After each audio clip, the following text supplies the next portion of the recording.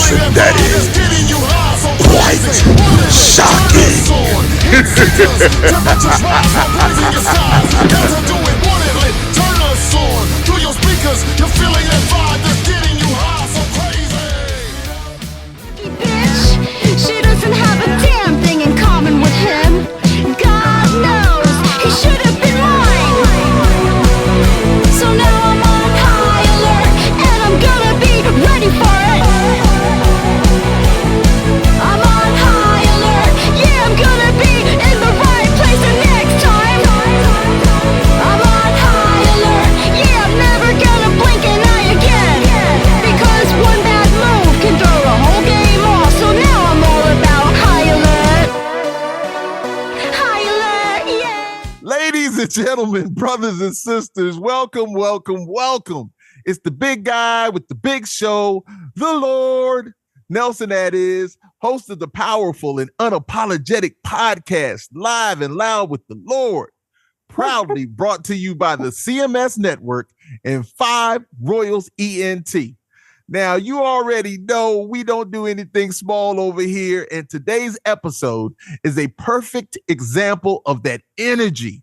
I'm joined by a truly magnetic force in the music world, an artist who is bold, stylish, and charismatic. And no matter if it's the fashion, the vocals, or the fearless artistry, this amazing creative is making waves and breaking molds. And today, we're on a journey to feel her vibe and peep the vision behind it all.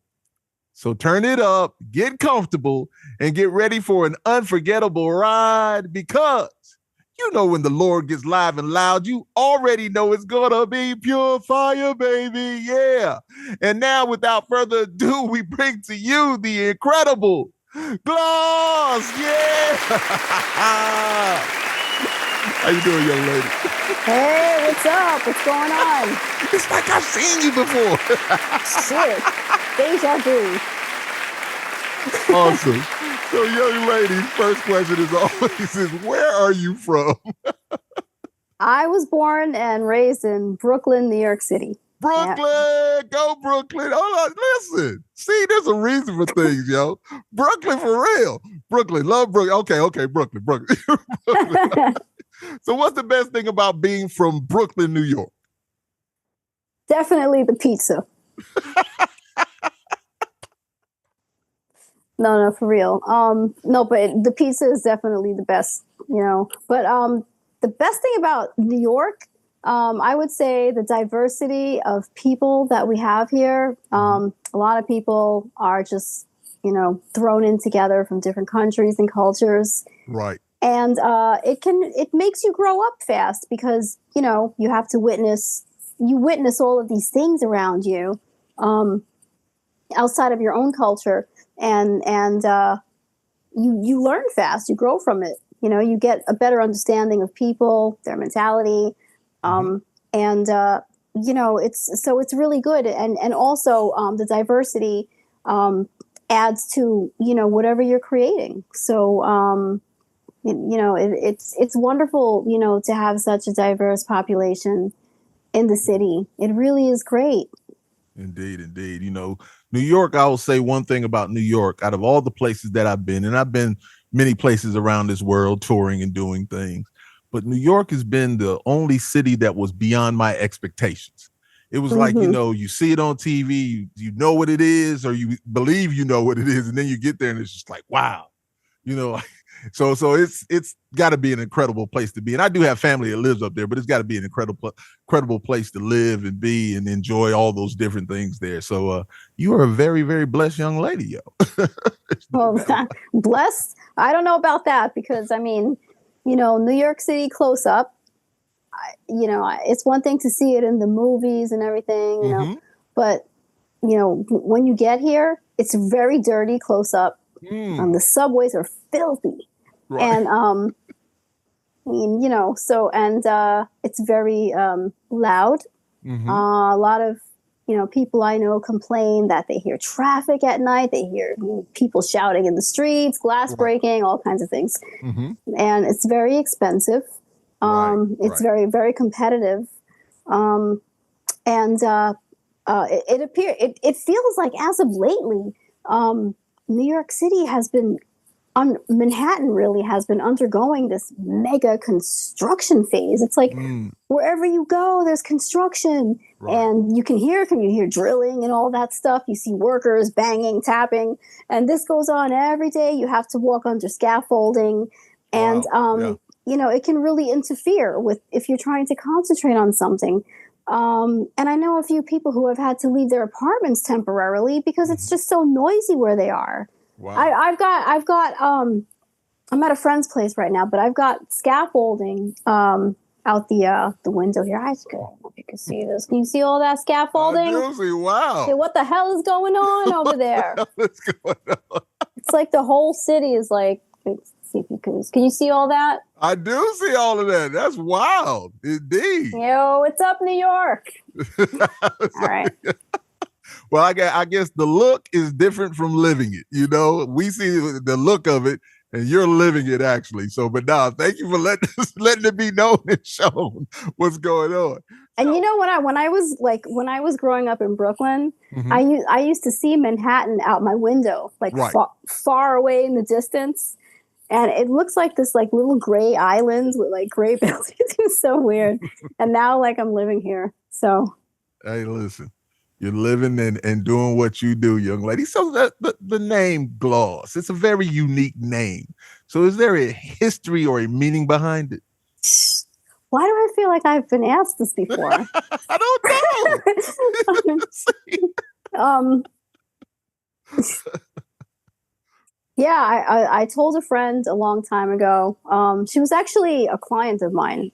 And she did the first album cover to my first album, A Natural World. And we were talking about me returning to music, and she helps me come up with a name. So she came up with I asked someone on Twitter back then. This is going way back. I think this was around 2015. I asked someone on Twitter. I just made it public. I was like, what would be a good name for me as a pop star? I'm thinking about going back to music. So I had heard all these weird suggestions, and someone said Celeste. And I thought, like, because Celeste was the name of a character in this person's favorite story. So I ran it by my friend, and she was like, Celeste, that sounds like the name of my grandmother. She's like, well, why don't we just call you like Ciel? She's like, what do you think about that? Yeah. And I was like, okay. And it turns out it had a cool meaning. It means like sky blue, celestial, heavenly, whatever. So, and then I just had to pick a surname. I'm telling you, everything, there's like no originality left. It's like every name that I thought of, I would Google it and it was already taken by someone. Right. So I really love 80s music. And back then, a lot of the tracks were drenched in reverb. And overall, the 80s music just had this glossy sound to it. So I thought Gloss would be a great surname. It's short, simple, easy to remember. So CL Gloss. And then it turns out that I thought it was a great name. But unfortunately, the trouble I'm running into is that nobody knows how to pronounce it. So wherever I go, like, people are like, if I go to Starbucks, for example, they're like, well, Ciel, how do you spell your name? And and then it's always spelled wrong on the cup. Like they'll spell it like seal, like the animal, or it's right. I've seen all kind of crazy variations of it. Yeah. And I started to notice that people were just calling me Gloss. So and I was like, oh, okay, that's kind of cool. Gloss, yeah, all right. So I'm liking that. No, loving the backstory. Thank you for that. No, it's a cool name though. I think that it works very, very well for you. It really does. And it's also my legal name now. Yeah. I just had it. I went to the courthouse in the Bronx, and I just had them make it legal for me. So I am officially, legally, CL Gloss now. CL Gloss, officially. Well, look, once again, it fits you, and I wasn't thinking that it was a stage name or anything. I thought that's what your name was, and I loved it. I was just like, yo, that's really, really unique. But it still fits you because you are a unique person. And we'll talk about that a little bit more in a sec. But what was the most popular genre of music played in your household growing up? Well, I had very young parents, so they listened to everything, Right. all the hits on the radio stations. My father was really into rock music. He used to listen to bands like The Who, The Kinks. Cool. My mother was super into the Rolling Stones and the Beatles. Right. My mom was a huge Rolling Stones fan growing up. So I had to wake up every morning to like hearing Mick Jagger at volume 10 all the way up. And my mother would be like blow drying her hair, getting ready for work and singing. And like, she was, so the thing is that at night, my parents, they also, they liked to listen to disco music. They would go to the disco. And so, I grew up seeing posters of Donna Summer around, David Bowie, Awesome. just a whole diverse, and it was great. They had a record player, you could see vinyl spinning, and it was wonderful. Awesome. So yeah, I grew up with a very diverse musical background. That's a beautiful thing. I think that's the best thing. I grew up the same way. And my parents played everything. And so that's why I'm just a lover of music. I'm not a genre snob. Say a lot of people are genre snobs. I'm not a genre snob. I love music. And all I say is, if it's hot, it's hot. That's just what it is. No doubt about it. No doubt about it. Now, yeah. So, and also, let me ask you a question. I wonder, did they ever say anything about going to Studio 54? Oh, yes, they did. Studio 54. Wow. I mean, what was it like? Back then, it was like the Palladium, Studio 54. Okay. What about Red Zone? Was that? I don't know. I'm just like, was that afterwards? But yes, they went to those sort of clubs. Awesome. So now, do you have any siblings? And if so, is there anyone else in your family blessed to be a creative like you? And of course, you said your father played the bass. My father was a bassist in a band, a rock band, and they were kind of like a glam rock style. Glam rock. So yeah. he was creative. And as far as my brother likes to play music just as like a hobby, but his creative talent is actually electronics. He's electrician, and he's just obsessed, with wires and putting together things, and he's been this way since he was a kid. So right. Awesome.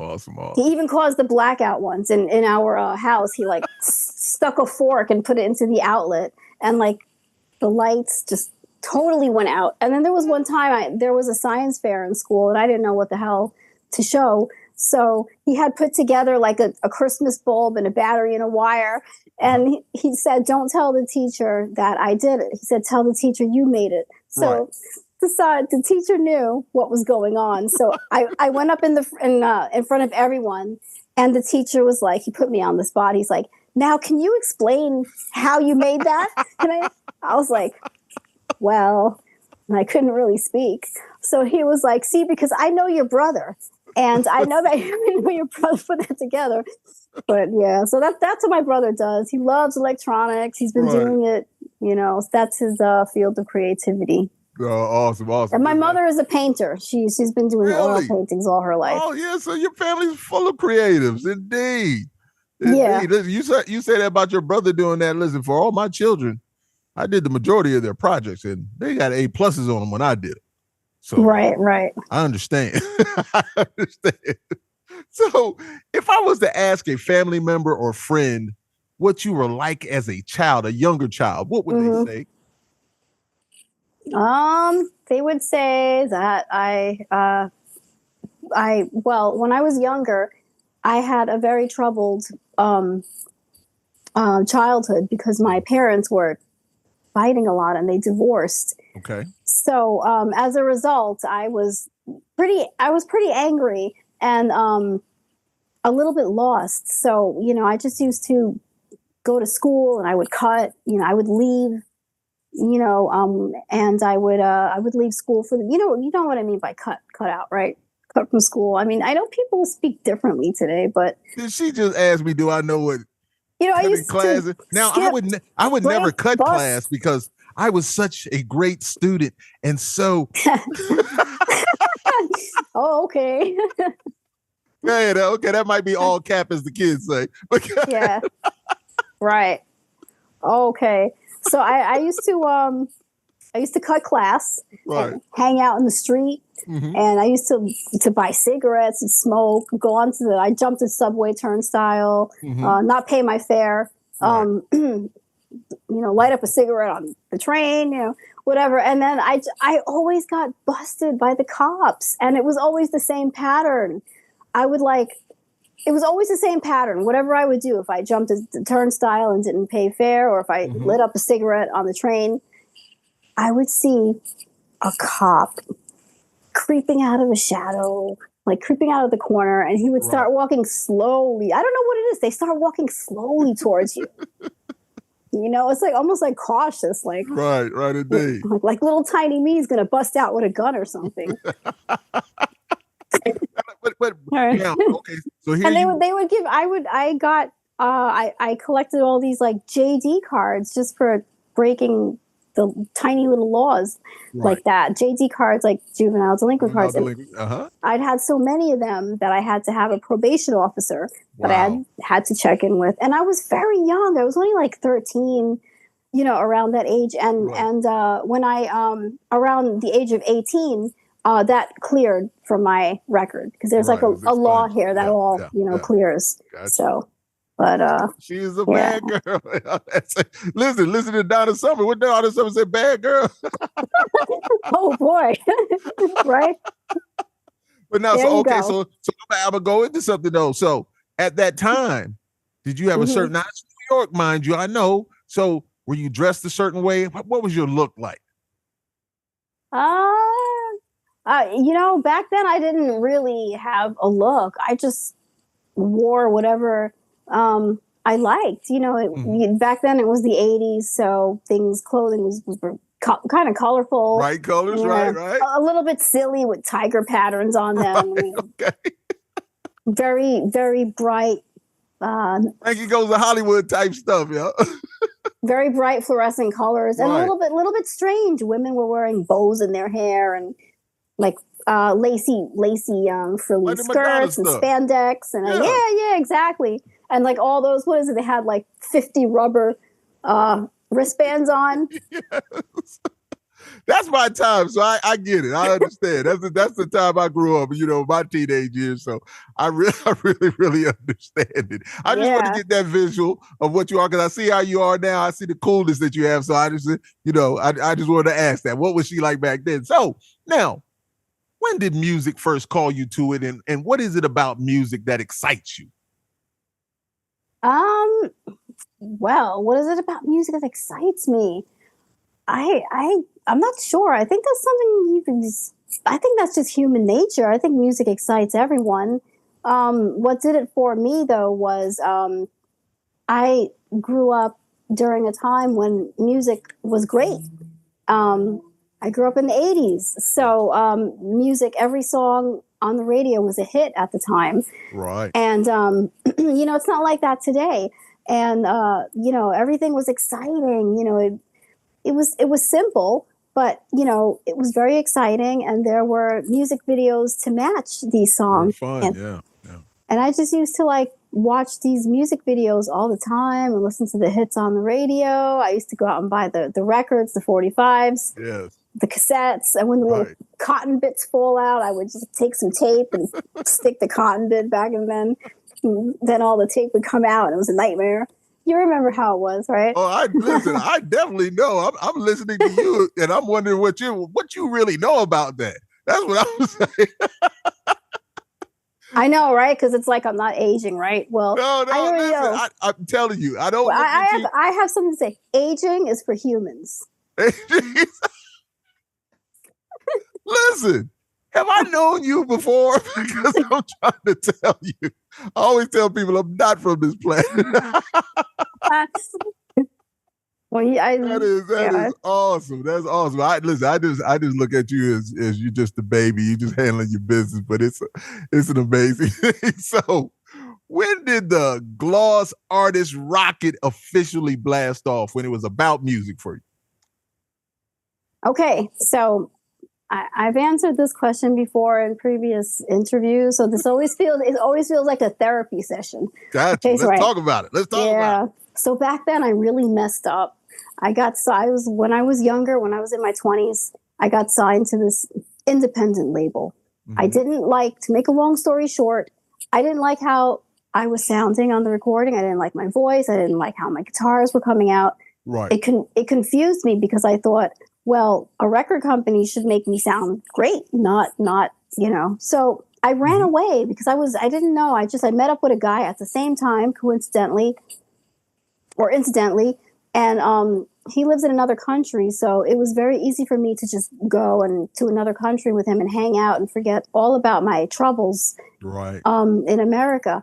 And I abandoned music for a very long time, and I didn't know how to get back to it. So by the time I did get back to it, when I returned to the States, I found a box had been sent to me in the mail, and it was from the record company. They sent me back the masters, and they said, if you're unhappy with anything from us and you want to record vocals over there somewhere and then come back and finish it. But, I didn't. I didn't know how to. I felt like I was too old. And, and that pisses me off about society, because this whole thing about when you reach a certain age, or you can't do anything, because I returned to music a lot later. And I'm glad I did, because I actually had real life experience to write about. When I was younger, what the hell did I know? So, I came back to music, and I actually had life experience that I could put into the songs, which made them great. So, that's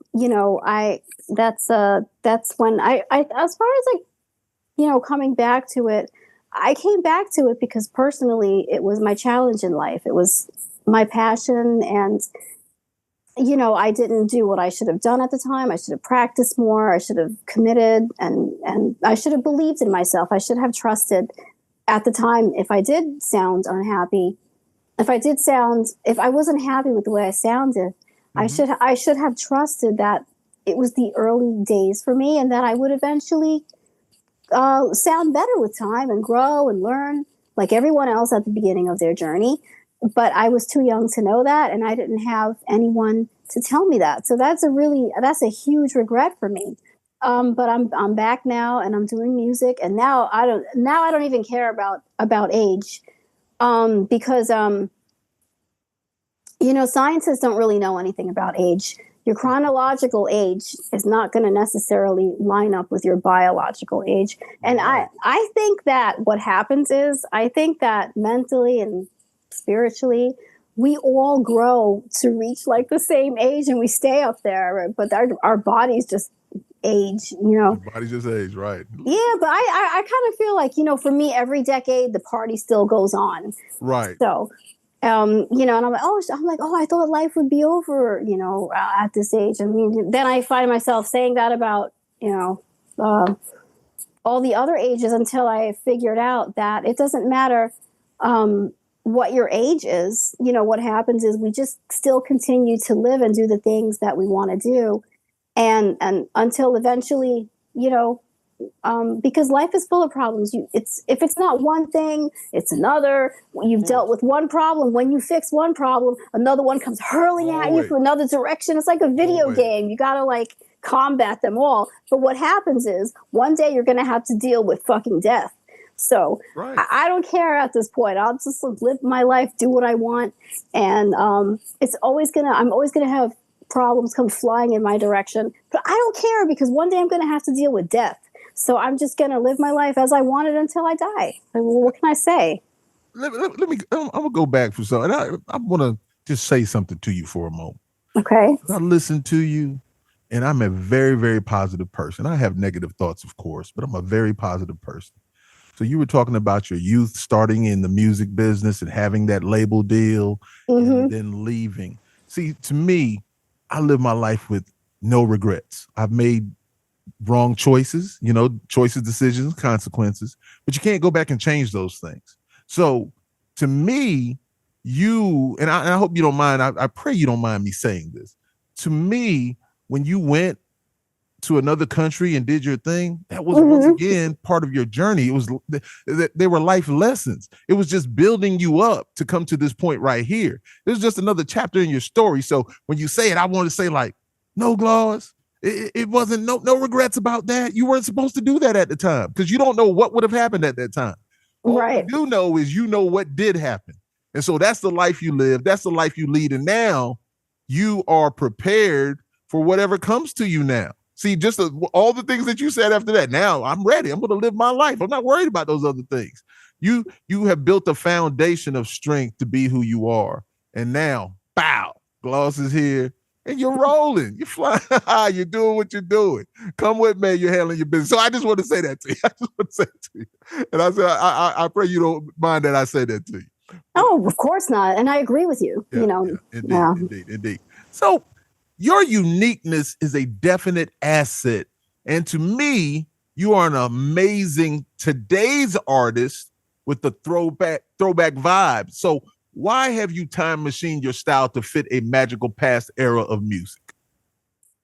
Simply because the music of the past few decades really hasn't been all that great. Lyrically, there's not much depth to it. Right.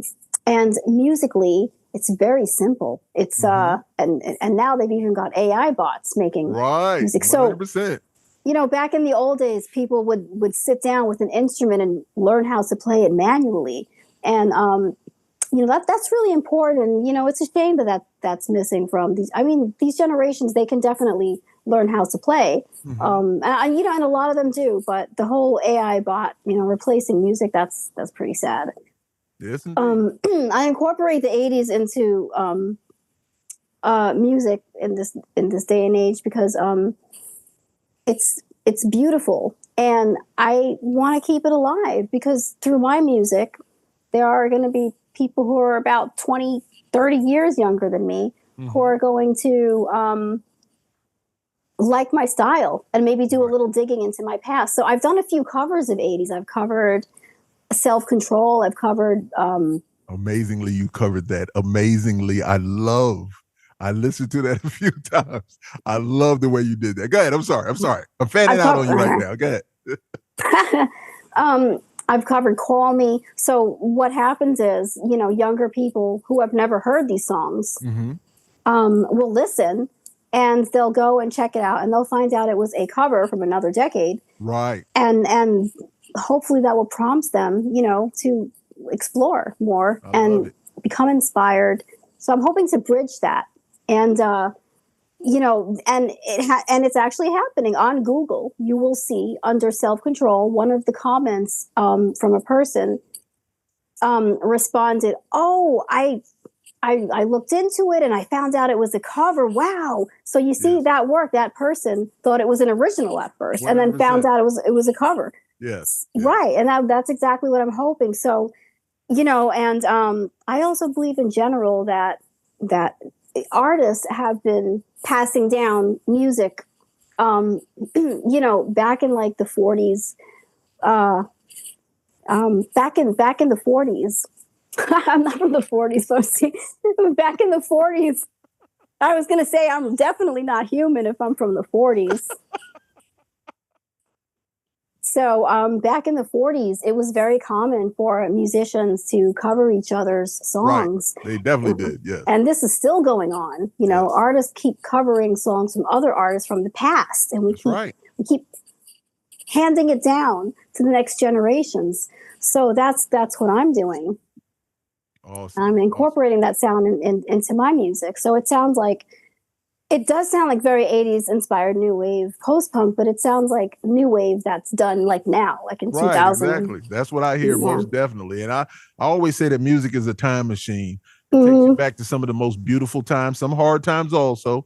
But I enjoy music like that. Music is I'm as straight edge as they come, but music is my drug. I love music. I love it. I love it. I love it. I really, really do. And so listening to your music, I hear different genres incorporated to create a dope pop punk sound. So your songs are at that nice tempo that makes you want to dance or bob your head. So is this strategic or more of a spontaneous creative spirit of yours? Okay. Well, the dance element. So when I was, in the early days learning how to do music, I had opinions from professionals, like excuse me, from producers and engineers, friends. Your good friends tell you the truth. They'll be like, "Oh, that really sucks," Right. and you get angry. Yeah. You argue with them, but like they're your friend. They told you the truth, and you grow from that. But I actually had an engineer point out to me. He said something to me. He was like, "Your music is good." This was a really long time ago. He said, "Your music has no dynamics to it. There are no times when you just hear, when other instruments drop out and you hear just the drums, and bass, so you need to add dynamics." And then another professional said, he said, "There's no sexuality in your music. Music is supposed to be sexual. You're supposed to think of sex when you hear music." And he got really angry about it. Right. And I was like, I felt like crying because I felt like, whoa. And and then somebody said to me, "Well, your music doesn't have any dance elements to it." So I was like, okay. So when I returned to music later on, I contacted my new producer that I had just met, and I sent him an email saying, "Can you help me? I sound like a little girl when I sing. Can you help me sound sexy?" So he saves that email to this day because he found it so funny. So he taught me how to sing with that breathy, ethereal voice. Okay. And then excuse me, and then I just started belting more because I do like a little bit more punky stuff. Mm-hmm. So yeah, that's how it all started. Oh, that's awesome. And I love when I'm having a conversation with my guests and they go into questions, because I was going to ask you about the producer part, and were you doing it yourself or did you have somebody help you out with it? And so no, just dopeness. So I think you're going to roll with me on this one. I really wanted to ask you this question, watching and looking at a few things and doing my research. So I always say that the music gets you and the lyrics keep you. So how important are lyrics to you? Lyrics are very important if they have something meaningful to say, of course. I don't like a lot of today's music because the lyrics are very simple. Just about, baby, you don't love me anymore and I'm not sexy to you anymore. This is ridiculous. So I like songs that have lyrics that get you thinking. Gotcha. Find out your stand on things, or they might inspire you to want to check something out or do something. So lyrics are definitely important, especially if you're going through something like a personal spiritual battle, and then you share those lyrics with the world. It's good because there's going to be other people who are going through, who might need to hear those lyrics. Indeed. So excuse me. No, you're good. I mean, listen, I knew you were going to have a good take on that. I just knew you were, because just listening to you and listening to your energy and just looking at you on stage, and you're into what you're doing and you're feeling what you're doing. And I love that part of who you are, most definitely. So if you don't mind, take us through your writing process, though. How's your writing process go? The writing process. Well, when I was younger, I used to write my own songs. I'd take the guitar and come up with the melodies and all that. But now I sort of just wanted to concentrate on being a singer instead of being bound to a guitar on stage. So the producers or other musicians will write the songs for me, and I'll come up with the vocal melody and the words. Okay. So that's pretty much. I will, if I have to like the songs, if I don't like something, I'll communicate that. Like, for example, when the music to We Lost Everything was written, my guitarist, who wrote most of these songs, right? He sent me 2 songs, and he was like, "What do you think about those?" He wrote them, and I listened to them both, and I liked elements of each one, but I didn't like each one entirely. Right. So I said, I really love this part about that song, and I really love that part about that song. Is there a way you can bring them together? And he was like, well, I would have to change the key and figure out something. Okay. So he blended them together. And when I heard the playback, I just instantly fell in love with the music. And it was even slightly different. It was like two songs came together and conceived. Of course. And the product was We Lost Everything. And it was a beautiful melody. And it immediately corresponded with something deep inside of me that was personal. Yeah. So it was very easy. The words just came out very naturally. And it turned out to be one of my best songs. And a lot of people like it. I posted it. It's a pinned post on Instagram at the moment. Yeah. And if you read all the many comments, people love it. One of my favorite comments is like, everyone can relate to this, you know? Yes. So yeah. So, once again, you know, listening to your catalog, listening to these songs, listening to the lyrics. And I was just like, listen to this young lady. I said, okay, she's really speaking about some things. So no, I love that. I love that. So now, you've got a confidence and a cool about you and an aura that resonates visually and sonically. So have you always been blessed in this way? Have you always had that aura around you? I've always been somewhat slightly charismatic. I know this because my performances initially were not great at all, but I always seem to have like a buzz of interest around me. Even a lot of industry people, you know, so later on I learned that some people have like a stage presence or a charisma. So thank you, universe. I guess I'm blessed a little bit with that. How do I say this without being without being? No, I want you to be what you know. Don't hold back, please. No, speak, talk your talk. Okay, okay. I'm going to talk the talk. I'm aware that I have charisma. All right. Thank you. Thank you. Now, that's why I said charismatic. I know you are. People are going to hate me now. They're going to be like, ma'am. No. Okay. All right. So I have. So I've got this charisma. So but as I'm very enigmatic. Now I'm just rubbing it in your face. That's love. Yeah. All right. So okay. So as far as like the other stuff, like the confidence and the image, you know, that's all something that you develop into over time. So when I first started out, I wasn't like this. I evolved rather into what I am now. And I learned a lot about who I am as a singer, a musician, a lyricist, and the bands that I like, and you know, my image, what makes me happy. Right. There was a time I stopped doing my hair like this. It was a very brief period, and I became so depressed. I got physically ill because I was so depressed, and I was like, you know, I'm gonna go back to this because this is me. So I went back to it, you know, and I'm so much happier now. Of course. So, you know, and yeah, so as far as the confidence, I had to learn, you know, showbiz lessons along the way. If you don't have confidence, you have to fake it. No one is going to be able to tell the difference. And that was one of the best pieces of advice I received. Yes, so I started faking my confidence, you know, when I would go onto stage or do something where I had to appear in front of people. I would fake it. And I would tell myself, they can't tell that I'm faking it. But then I realized with time, I was like, you know what? A lot of these people in the audience, I might be sounding terrible tonight. I might be singing off key or whatever. But I realized a lot of these people in the audience can't do this. They don't know how to make a song or go on stage. That's right.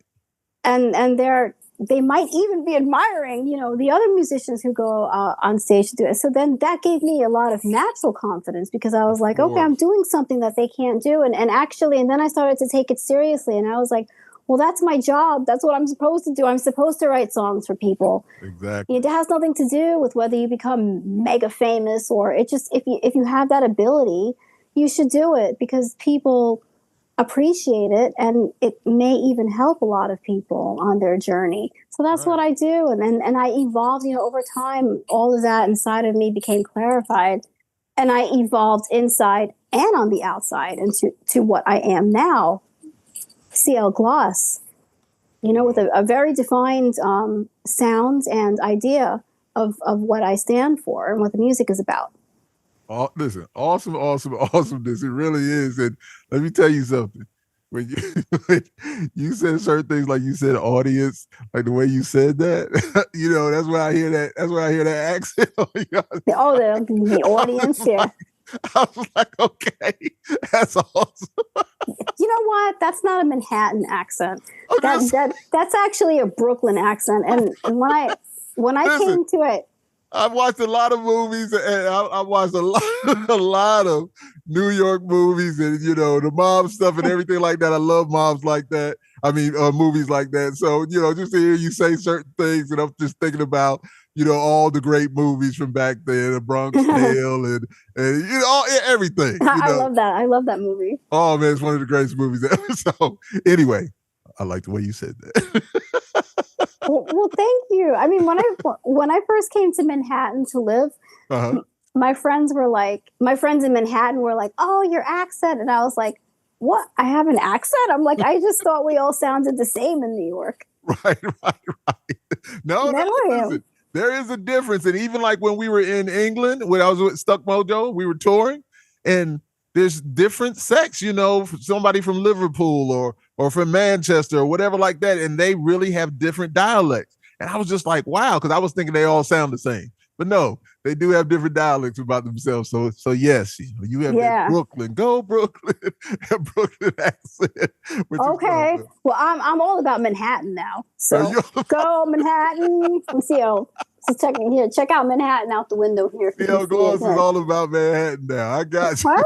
Can you see that? That's the come up. That's the come up, yo. Right. Young lady. New York City, full of construction, scaffolding, and all you hear all day and night is construction. Right. And it's going. New York City is going through. Manhattan is going through this like strange phase of construction all day. Right. Everywhere you go, you have to walk under scaffolding. You have to hear drilling. You see the sidewalk being ripped up, and it's just like crazy. And they just keep building. Like there was a building over there that didn't exist before, and I saw it like as they were gradually building it. Wow. I think they're just finding like places for people to live, right? It's like we're all like sandwiched in like in these boxes. Yes. And I watch the $1 Million Listing shows. I California, New York. I watch those shows. It just makes me, because that's all. I have a nice house, and it's love, and it's cool. My wife and I, we raised our children and done all our things. But I've always wanted to live, not so high in the sky, but I've always wanted to live like in a nice loft like thing or whatever like that. I've always wanted to do that. I've always had that. I wish I could be from New York. I've always loved New York music, and New York has always just been a great place to me. Just the visuals of what I've always seen. So anyway, back to Ciel Gloss. I love that. So now, I believe you think outside the box. Would you consider yourself a trendsetter? I would possibly. Wow. No, now you're putting me on the spot again, because first I had to admit that I have charisma and all of that. now I have to tell people I'm a trendsetter. You just gotta be honest. That's all. Just be honest. I'm not sure if I hope I'd like to be a trendsetter. I'd like to think that there's definitely a uniqueness going on, and again, bridging the past with today's music, and definitely the hair. It's my signature look, and I get comments all the time. People on social media, out on the streets, wherever I go, people from all walks of life always stop. Oh my God, I love your hair. Your hair is great. I really like your hair. Just like 2 days ago, I was walking down the street and I walked past a very old lady. She was maybe about 80 something. Mm-hmm. And she mumbled something to me. So I turned around because I thought she had said something rude to me. Right, Like right. maybe like, why are you walking faster? I don't know what. Yes. But like I turned around and I said, excuse me? Because I was defensive. And she was like, she goes, I said I like your hair. And I was like, and she was like 90 years old. And I was like, oh, okay, cool. Thank you. You took her back to her youth. That's all. Listen, I'm telling you, you've got something special, young lady, no doubt about it. Now, can you remember the first song you wrote that made you say, I can have a successful career in music? The first song that I wrote that I felt that way was, I really don't want to count my past. I feel like I didn't really know what I was doing then. No, you got to come on down. It's your past. It's just what it is. The song, there was a song back then that was very catchy, and I didn't like it like later on because I realized it was just sounding like too mainstream, like what's selling, what record companies want to put out. Mm-hmm. And so I didn't realize that at the time. Now that I am more experienced with life, the song that I feel that really did it for me is We Lost Everything, because I feel like it captured something so real about human relationships. Right. And everything from the album cover, where the pose I'm doing with the leather jacket and the look on my face, the title, We Lost Everything. It's a very humble title that a lot of people can probably relate to. And lyrically, a lot of people have experienced it. They've lived it. And the melody is beautiful. Yeah, it's fused with other musical influences, but it's original. It's an original song, and it's amazing. And I'm actually working on the music video to it. So that's going to be so awesome when it comes out. You know what I did? I took my iPhone and I walked around the streets of Manhattan, and I just filmed like the streets, Upper West Side, the buildings, Washington Heights. Yes. And I used that as the footage in my video, and even like on the train station, in the train station as well. And I'm just like, so the scenes will change. Like 1 minute you'll see me singing like on the street outside. The next minute the scene will change. You'll see me inside the subway singing. But it's just great. I love it. You got me excited about it now. And I show like the real New York City, like all the graffiti, the grunge, the dirt, everything. Yes, indeed. Listen, I'm telling you. The dirt. The dirt. Listen, I'm telling you, you're an awesome young lady. Now this question here is, what do you feel is lacking in your genre of music, if anything? What I feel like is lacking in my genre is two things. Well, one, I'm not completely happy with my voice. I feel like it's still, developing, and I would like it to be stronger. I would like it to have more bottom to it. Okay. That comes with time. And the other thing that's missing from my music is that right now I'm just working with session musicians. So it would be nice to actually work with a band, a proper band. Gotcha. But at the same time, I have to say I really like being a solo artist because I can do me, and I don't have to compromise too much. Right. Oh man, that's a true statement right there. No doubt. But I have to say the session guitarist that I work with, we're actually friends. We've been playing together for so long. Like we've done shows together. He was with me in the early days when I first started. And so he really understands me. And that's why he was able to write, the music to songs like High Alert, We Lost Everything, Son of a Gun, because just musically he knew what I would like. Yeah. And, so he's the young man playing the guitar in the video. Yeah, exactly. Shout out to him. Real dope, man. High Alert. I'm telling you, that energy of High Alert, yo. I'm just like, she's special, yo. She's special. Well, I gotta tell you about High Alert, the song to that. So, Tell me about it. You know how I told you, like when he wrote those two tracks and then we combined it. Yes. So something similar with High Alert. High Alert was this really sad song, and I was like, I want to do something energetic, and more upbeat. And so he revamped it a little bit, and it came out sounding very upbeat.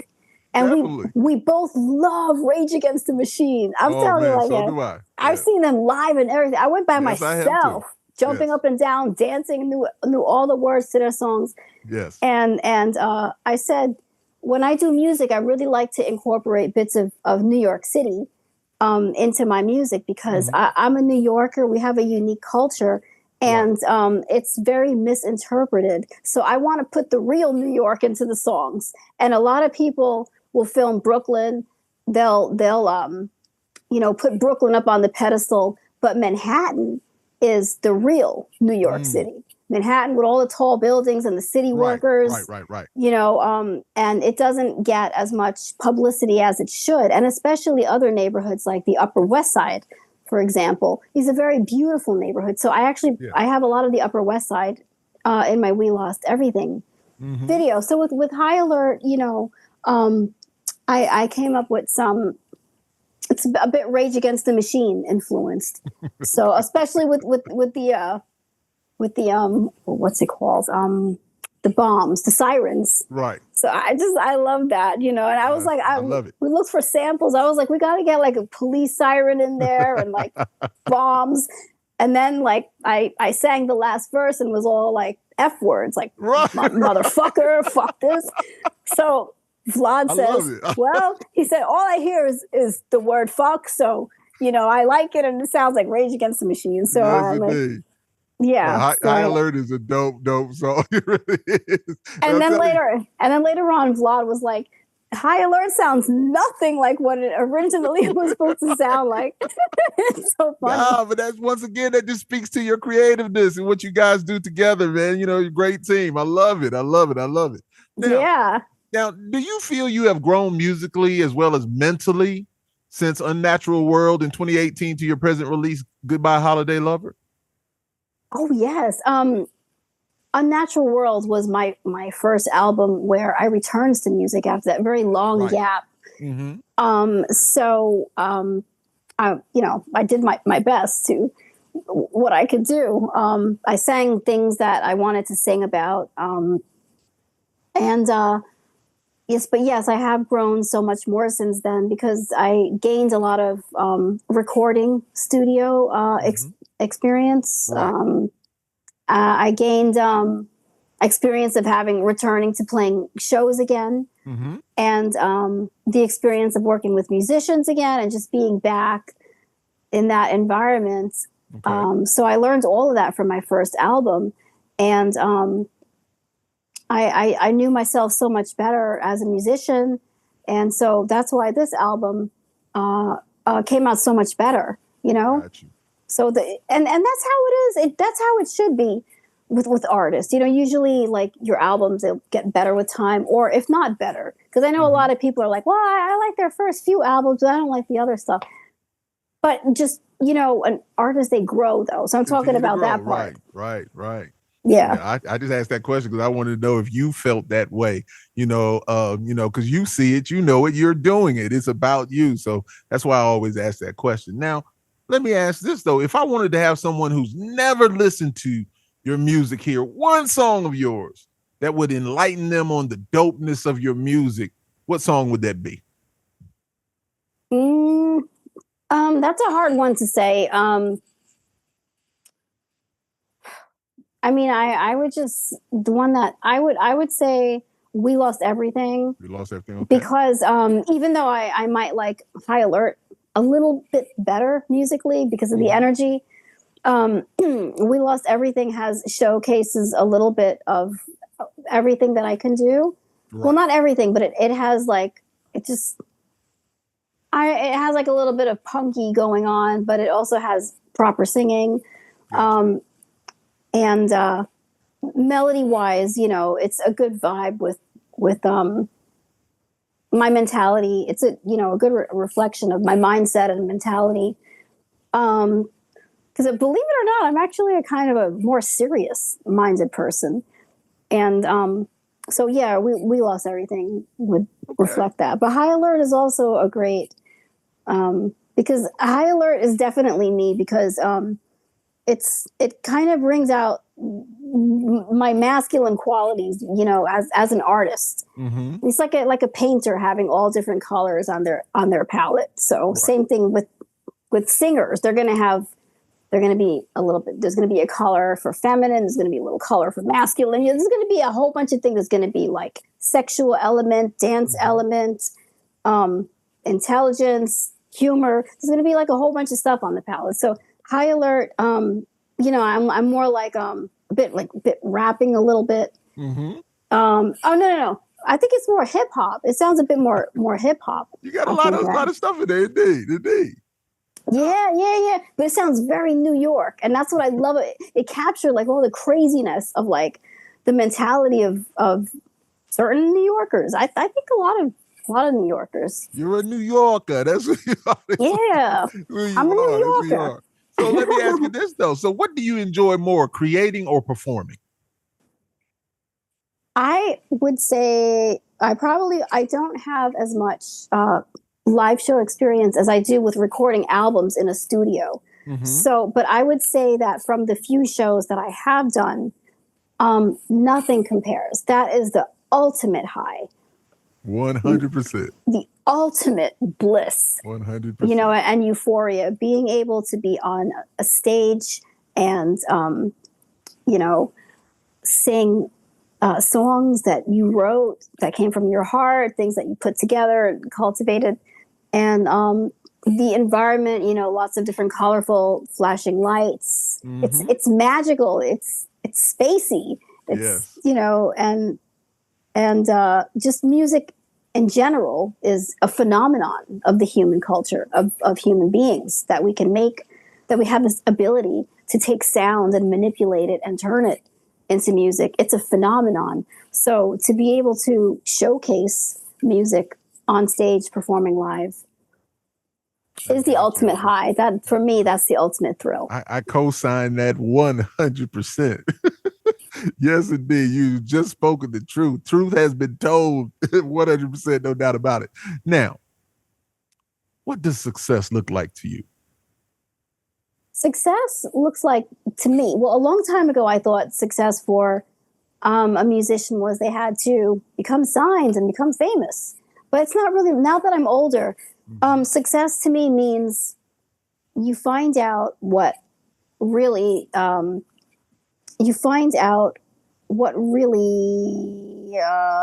reflects who you are, and you find what challenges you, and you try to work on those challenges. You try to work on conquering those challenges.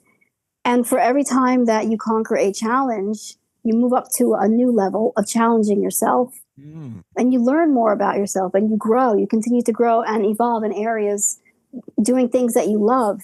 So to me, that is success. Every time, like for example, it will be a huge success when I finish the We Lost Everything video. Then that's my idea of success. Then I'm gonna say, you know what? I'm gonna bust open the champagne today because this is a success. Right. I completed a music video. So, and it's taken me a long time because I'm not going to do it. I'm not going to cheat. I'm not going to use an AI bot to throw them a few images and have them, create something.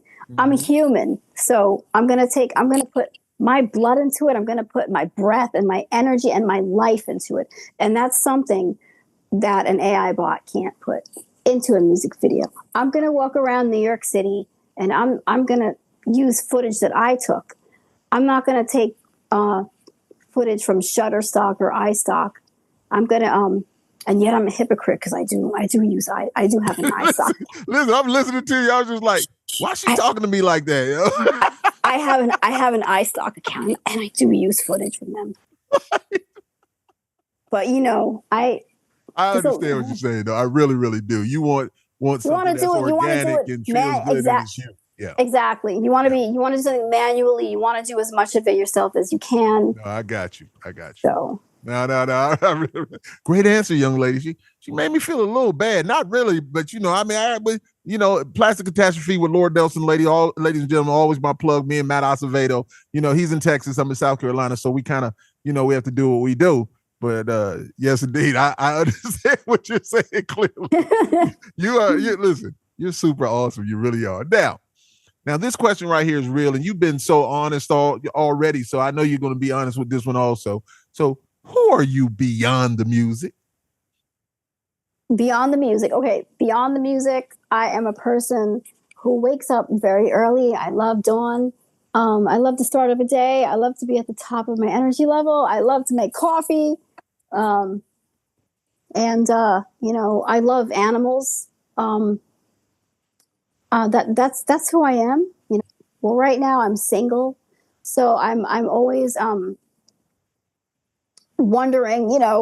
Sometimes I check out profiles of my followers. Just to sort of see I don't know. Yeah. So I don't know. I'm just a human being. I'm just like everybody else. Just at times, just feel alone at times, and at times I feel disheartened about my projects. But at times I feel powerful and motivated, and I feel like I'm going to really conquer these challenges. So that's who I am. Just a regular person beyond the music. Well, you just keep doing you, and all I know is that you're super, super dope. So, what makes Ciel Gloss a must-watch and listen? Because I'm real. I'm real. I'm not pretentious. I'm not artificial. I am full of imperfections, and I'm bold. I'm older. I'm taking a chance, going out there. I'm exposing myself to the whole world, and at my age, and I'm showing them, well, this is what I love to do, and I'm doing it, and it's not perfected, but I love that. I have a lot of imperfections, and I love, because I'm so real, and I feel like that's missing from today's generation and from these modern times. Right. A lot of it, everything is fake. So that's what I would say. Yeah, that's why people should listen to me, because I've got a real product. It's not perfected, but it's a human being, offering something real. Indeed. Okay, so now, what was the last song you listened to? Okay, the last song I listened to was an 80s song. I Have the Tiger, actually. The Tiger, yeah. You know why? Because when I go into shops around the city, I kid you not, I always hear 80s music playing. I could be in a supermarket, I could be in a clothing shop, I could be I could be at T-Mobile or a McDonald's, and I hear you know what? I don't go to McDonald's. I don't want to give people the impression that I do. That was just something I said. But but yeah, so I heard Eye of the Tiger the other day, and I was I was really vibing with it. So I was like, I'm going to put this in my story on Instagram. So I did. And then awesome. I just listened to it a few more times after that. I never really listened to the words before, but it's pretty cool. Of course, it's a strong song. Indeed, it's a great song. It was a big song. Yeah, you know what I noticed about that song that makes it really cool? What's that?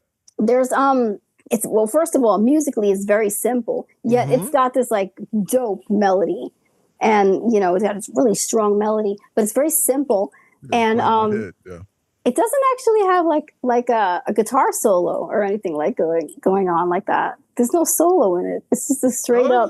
There's not. It's just a straight up cool, catchy vocal with a simple musical background that has all the magic. That's 100%. In all of its simplicity, it's just over brimming with melody and magic. Yes, so that's what I love about the 80s music. Yeah, well, a lot of times they say that just keep it simple. The KISS method, KISS, keep it simple, stupid. But that's real deal. A lot of times because people just like to repeat things and sing things or whatever like that. So now I want to say this because we're really almost finished here. So I want to say this to you. I love lightning strikes. I love the way you're riding the rhythm and you're sitting nicely in the pocket. It's an amazing song to me. Great tension and release with the music and your vocals. I just wanted to say that that's my favorite song. I love that song. It's a really, really good song. Thank you. That was one of my favorite songs back then. Yes, you handle business on that one. I'm telling you, you're so in the pocket on it. It's just a beautiful ride. And I really love that song. I really do. So now the floor is yours, young lady. Please give my watchers and listeners your support and social media information if you don't mind. Sure. Instagram is where it's all happening. That's my jam. That's where I like to hang out. So people can follow me on Instagram. Okay. At Ciel Gloss. It's very simple. It's my name, at Ciel Gloss on Instagram. Well, yeah. Yeah. Well, thank you for that. And all I know is that I just have always remembered seeing you pop up and bam, bam, bam. That's why I reached out. I was just like, every time I see you, it's like I always wanted to reach out. And then I was like, you know what? I'm reaching out right now. It's just something. It just hit me. I was just like, I got to do it because I've been watching you and I've been seeing you do your thing and handle business. And it's a lovely, beautiful thing. So I really, really thank you and I appreciate you so much for this. This is a great time. I pray that you had a good time also. Thank you for taking the time. And we're going to get up out of here. If it was. Yeah. So, there it is, world. Another electric conversation in the books. Massive love and respect to the incredibly charismatic, got to use that again, Ciel Gloss, for gracing us with style, substance, and pure creative fire. And she is definitely a creative. She's super dope, man. I love the way she says those words like, awesome and audio. And anyway, I'm the big guy with the big show, the Lord Nelson, that is. And this has been another unforgettable edition of Live and Loud with the Lord on the CMS Network with 5 Royals ENT. So be sure to like, share, comment, and most importantly, subscribe to catch every moment of the magic I bring with this great artist, Gloss, Gloss, Gloss, Gloss, Gloss. So thank you all for taking the time to spend some time as always. And until next time, stay real, stay bold, and always keep it live and loud with the Lord. And remember to lead with love and walk forward with faith. You guys be good. Peace. And thank you so much, Gloss. I really appreciate you, young lady. My pleasure. Gone by the time I arrived, too late. How I wasted time on wasted ventures. I didn't hear your distress. I can't even think about how I messed up, or I'll go insane. So blinded by my desires, I give it all to change, but it's too late for one mistake. How long must I pay? Things would have been different if only you had waited for me. You should have known we would have found our way back eventually.